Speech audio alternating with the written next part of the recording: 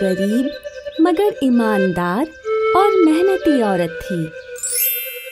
वो एक छोटी सी लड्डू की दुकान चलाती थी, जहाँ वो लड्डू बनाकर बेचती थी।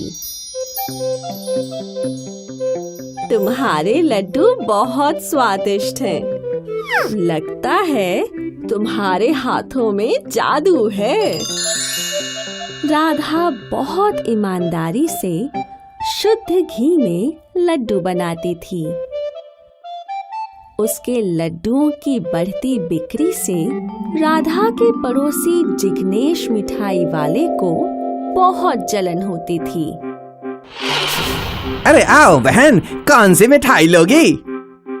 नहीं नहीं, हमें तो सिर्फ राधा के लड्डू ही चाहिए।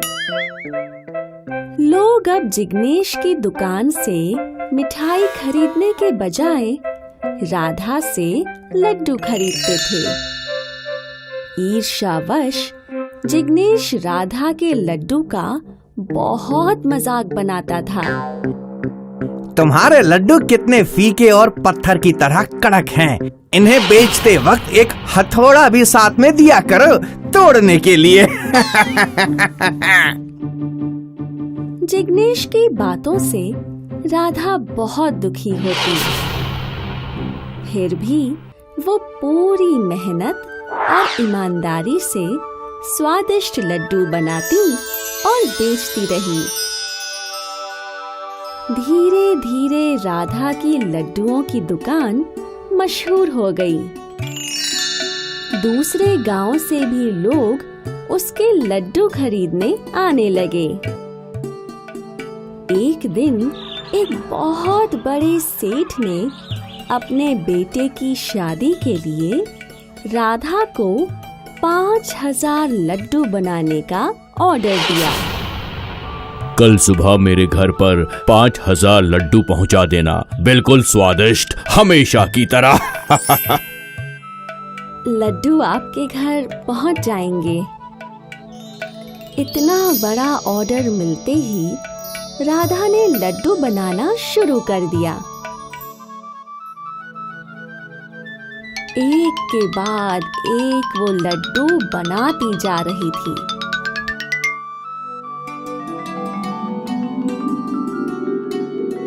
और रात तक ही उसने सारे लड्डू बनाकर एक बड़े से बर्तन में रख दिए। सुबह ये लड्डू सेठ जी के घर पहुंचा दूंगी। राधा अपनी दुकान बंद कर निश्चिंत होकर घर चली गई।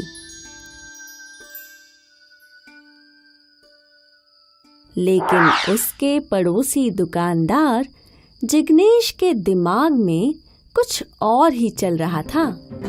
वो चाहता था कि राधा के लड्डू सेठ जी के घर ना पहुँचें और सेठ जी राधा से गुस्सा हो जाएं।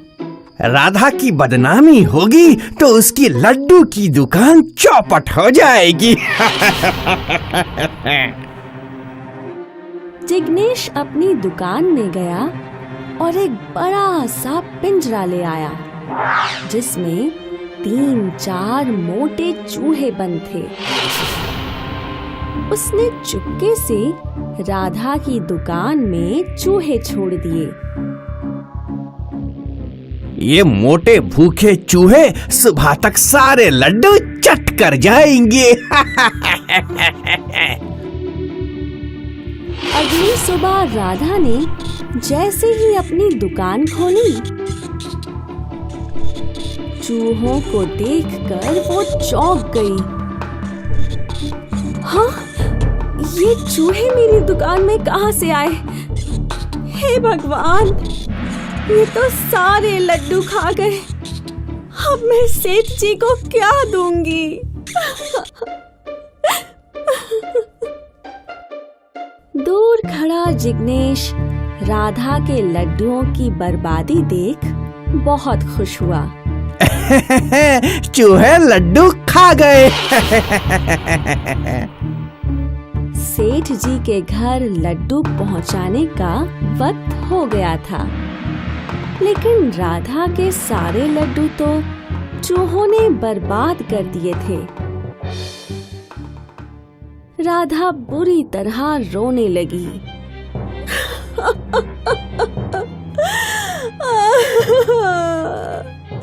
अब मैं क्या करूं? तभी उसकी नजर दुकान में कोने में रखे एक चमकते घड़े पर गई। ये घड़ा कहाँ से आया? ये तो मेरा नहीं है। राधा घड़े के पास गई। उसने घड़े के अंदर झांक कर देखा, पर वो खाली था। ये घड़ा यहाँ कौन रख कर गया?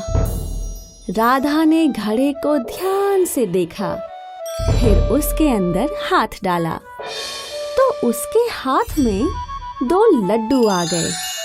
ये चमत्कार देख राधा चौंक गई। ये लड्डू कहाँ से आए? राधा ने फिर घड़े के भीतर झांक कर देखा, लेकिन घड़ा बिल्कुल खाली था। उसने एक बार फिर घड़े में हाथ डाला। इस बार भी उसके हाथ में 2 लड्डू आ गए। ये चमत्कार देख राधा बहुत खुश हो गई। ये तो जादुई घड़ा है जो मुझे हर बार 2 लड्डू दे रहा है। हर बार 2-2 लड्डू निकालकर राधा ने कुछ ही देर में 5000 लड्डू जमा कर लिए और उन्हें सेठ जी के घर देने चली गई। राधा को लड्डू ले जाता देख जिग्नेश भौंचक्का रह गया। इसके लड्डू तो चूहे खा गए थे, फिर इतनी जल्दी ये लड्डू कहाँ से ले आई? मुझे पता लगाना होगा कि आखिर राज क्या है। कुछ देर बाद लड्डू देकर राधा वापस अपने दुकान पर आई, तो फिर उसने घड़े में हाथ डालकर कुछ और लड्डू निकालना शुरू किया। दूर खड़ा जिग्नेश ये कमाल देखकर चौंक गया। अच्छा, तो इस घड़े की वजह से इसे लड्डू मिल रहे हैं। आज रात मैं इसका घड़ा ही चुरा लेता हूँ, फिर मैं भी घड़े से लड्डू निकाल कर बेचूंगा। जिग्नेश एक मौके के इंतजार में था। जब राधा ग्राहकों को लड्डू बेचने में व्यस्त हो गई, तो जिग्नेश ने वो जादुई घड़ा चुरा लिया। अब इस घड़े से लड्डू मैं निकालूंगा। जिग्नेश ने जैसे ही लड्डू निकालने के लिए घड़े में हाथ डाला, उसके हाथ में 2 लड्डू की जगह 2 जहरीले सांप आ गए। सांप देखकर जिग्नेश की सिट्टी पिट्टी गुम हो गई। सांप से पीछा छुड़ाने के लिए जिग्नेश घड़ा छोड़कर भाग गया।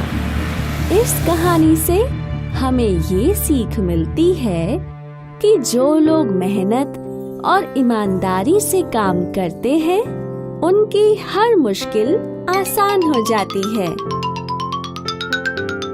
लेकिन जो लोग दूसरों से जलकर उनका बुरा करने की सोचते हैं, वो खुद अपना ही बुरा कर बैठते हैं।